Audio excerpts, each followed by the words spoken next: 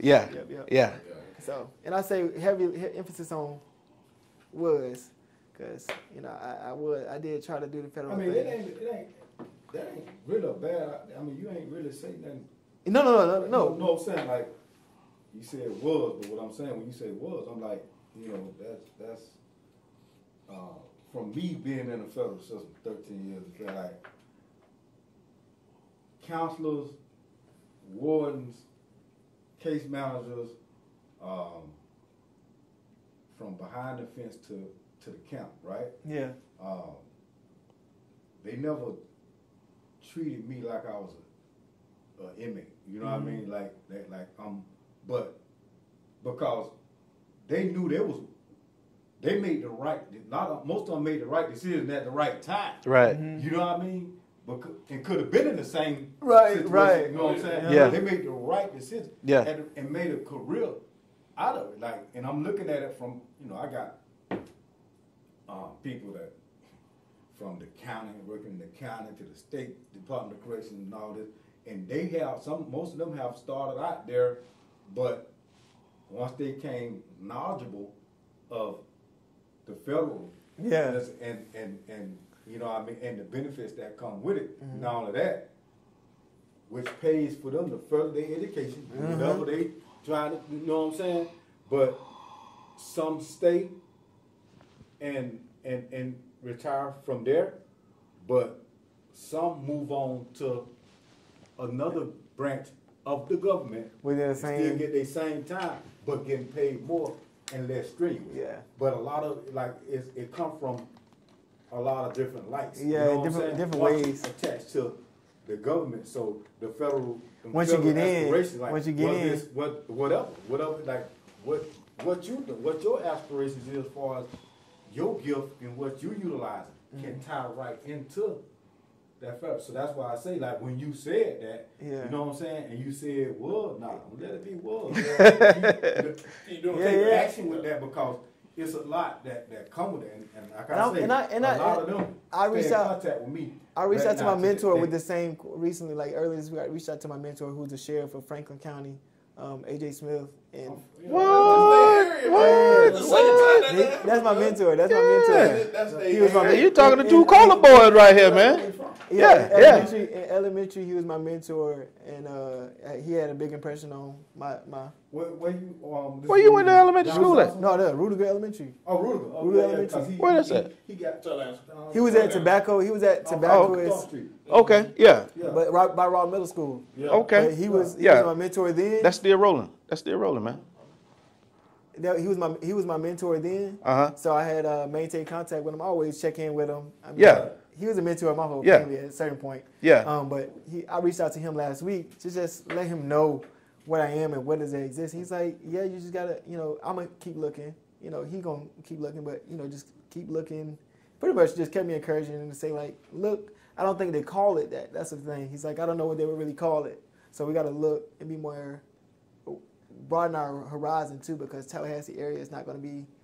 You gotta be willing to kind of go somewhere else where there are more federal service. He's saying that, but it's that's just cause what he don't know or what he don't want to put you on. Yeah. But, you know what I'm saying? Like I'm definitely gonna keep going. I think my biggest concern, I went and I don't even know if this could be included, but just for the sake of everything's still going, bro. Yeah. Okay. Yeah. For the sake of conversation, because I did pursue like FBI and all of that. But then I started getting, when I got not too close, but in it, and like who I am and my identity, it didn't really like kind of like. I feel you. It felt like I had to be a different way to be in that. Like that's when I was just like, you know what, somewhere I'm still looking. That's why I couldn't be a CO. A CO, I can't be no CO, man. Exactly. Yeah, you talking about a conflict of my just who I am. You know what I mean? I couldn't do no shit. And then the level of how you got to keep stuff separate from your family, and you can't really, just in the law enforcement in general. Because even when I did case management for Appalachian Center, you can't talk to your wife. You had a rough day. You can be vague and say I had a rough day, but you can't really. I feel like that creates barriers in your home. We talked about systems earlier. I just don't. I want a workplace that complements my family system. Right. We have family picnics or something. We right. want to have something that I don't have to wear one hat for when I'm at. You know, I kind of be like this. I can be consistent. I ain't got to mix and match. Which hat? What today? Like I ain't got to be confused in that. And I'm like this for me being in that system. In that system for so long in the bureau. Like I said, I got brothers that's started out young in that system as COs and got paid to go to school and elevate in different positions or whatever. And what I respect about the most is once you get up in that federal system, you don't have to change who you are. Oh, okay. Because they respect. It's Mr. Manning. It's not everybody is trained to Mr. Manning. You know what I'm saying? Yeah. And my I can hit a few on them right now, and that's what I always admire about them. They, no matter what, they remain the same. Like we all grew up together. Yeah. You know what I'm saying? And it's the easiest money. You know what I mean? Not just a CO, but because within that system, you can go. A lot of different officials are tied to that system with different, titles with the government. Right. But you know what I'm saying? Yeah. Like I said, because if you want to go get another government job that wasn't dealing with corrections, you still get the time because your federal aspiration. Right. I appreciate it. I definitely keep that. And I used to tell them this. I say, where we from? All we knew about was the county and the state. Small we didn't know about them feds. About the federal CO starting in corrections and elevating with that, how much you could elevate within that system once you get in there. Shout out to Vaughn. So you know what I mean? That's what I was just going to say. Vaughn, the coach boy. You know what I'm saying? That's another one of our homeboys. Could you ever would have thought Vaughn? Ain't lying. Once he started out in that little county state, he got put up on. The little birdie put in his ear about the federal, and he checked it out and ain't turned back. Because it's so easy, and I know people. Vaughn's a big wig too, man. He a big time. He's lieutenant. He's lieutenant. I mean, I know people, you know what I'm saying, that know Vaughn, and I'm talking about staff. You know what I mean? You know what I'm saying? And I know Puerto Ricans that them come over here to the camp that started out that way, because that's where Vaughn was out there in Puerto Rico. He stayed the same. You know what I'm saying? You know what I mean? He stayed the same. See, in that state system now, totally different. Okay. You know what I mean? But once them, man, I told them this, man. I said, man, let me tell you something. Because I ain't never had no knock against law enforcement. For real. Everybody got a job. I respect them. I always have, never just flat out disrespect them in their face. Right. You know what I'm saying? So I was like, man, if a lot of us from where we from knew what I learned, then hey, we would never went through took the risk that we took. Especially seeing how easy that money is. You know what I'm saying? And like I say, they that, but they got time to do other things. Like they entrepreneurs too with that. You know what I'm saying? You know what I mean? So that's why I say it ain't crazy. Like, don't let it be wood. That take action. You know what I'm saying? And that's somebody, a federal company. You know what I mean? One night, did you shoot for Greg James on one night? Yeah. I gave you a ride home. Yeah. Greg James. I shot for Greg James. One night, was doing we had that conference, men's conference. No, because I shot for Greg James when he was I do remember, were you out there when he was like doing in front of the podium with Vaughn? He had a press release when he was announcing that he was running for something? Yeah, I was out there too. Okay, that's how I recognize you from. Okay. But no, I don't remember shooting Greg night. But I do. You trying to remember where you seen him? I know I've seen it. You know what I'm saying? I'd be everywhere. I was up there in the press release. I definitely recall. I definitely recall you there. I thought it was just here. Like, I thought one night for the men had like a 3-day men conference, and photographers there. Y'all kind of, if it wasn't you, y'all. Yeah, probably would be. I would remember Greg James. He's silly. He's silly. Wait, I mean, it was it was a real deal too. There was something else I wanted to like say to get it because I was trying to talk about resources. Yeah, and it was like well, this not even going to be related to like critiquing and everything. This is just okay. Because one of the things about you said about extreme and moderate that I wanted to get into, but without losing myself, was like the fact. Part of that is like how resourceful you are, because when I was speaking on me going to school, I was taken away from my mother probably like in middle school, my 8th grade year. That summer, like a little bit before the summer, and then the first 9 weeks, we were in my mother's care. Through some he say, she say issue why they had to remove us while they investigated.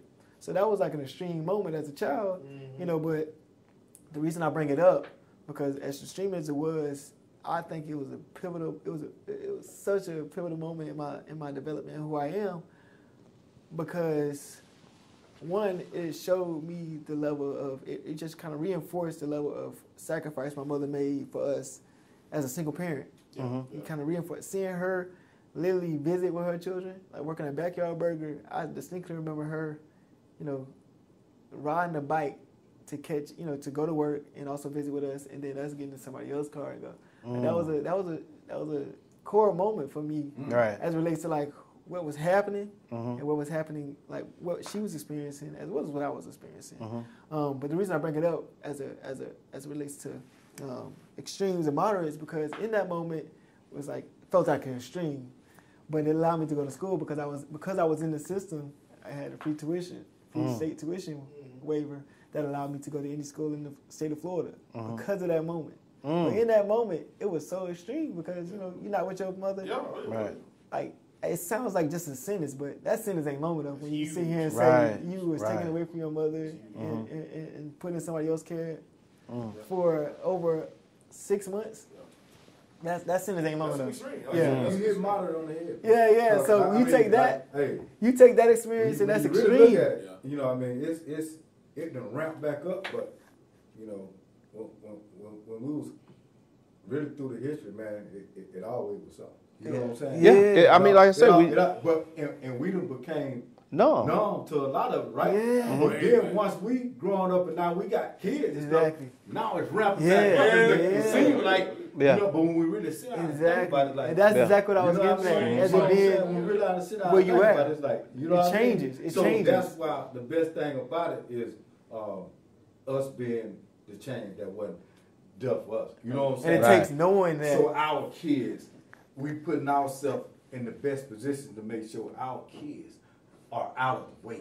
Right. So I know I wanted to go into that, but I was like, definitely where I was like, that was an extreme pace, but it was moderate. But I took that opportunity and made it. It allowed me to go to school and get all these dang degrees for no expense. I tried. And it's a conversation I have yet to be able to really have my mother, because it's still it's extreme. Right. Still, because I'm talking to her and I'm trying to have a conversation. Say, I appreciate you, like, and she can't take it. Like, I can't really give her all the flowers I want. Exactly. So she don't want me to. She don't want. She mad that she gets upset that I remember that was my life, and I'm letting her know, like, hey, that made me here. Like, I love it. Like, I wouldn't change anything because I love who I am. I'm a better dad for you.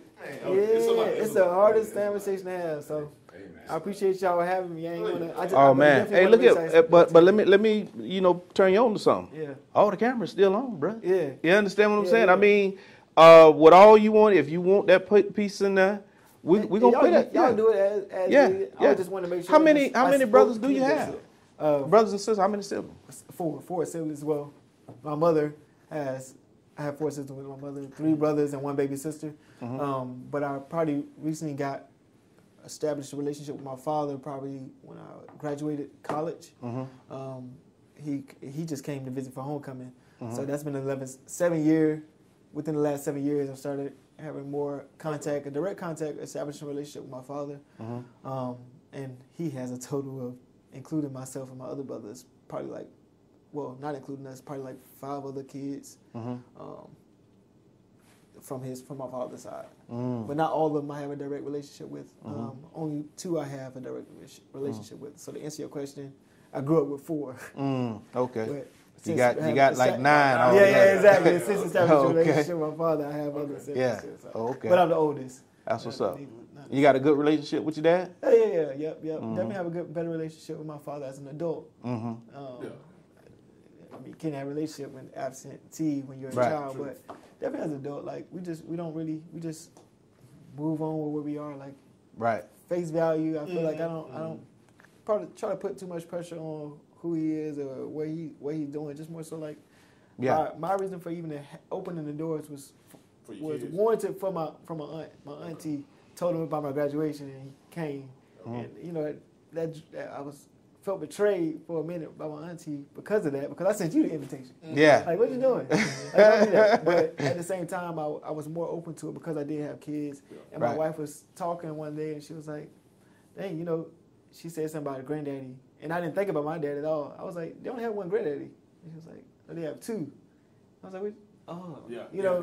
And I think in that moment I was like, oh man, like, dang, you know, I got something to do. I got a decision to make. And I think that was where it trickles down to where we are right now. So That's what's up.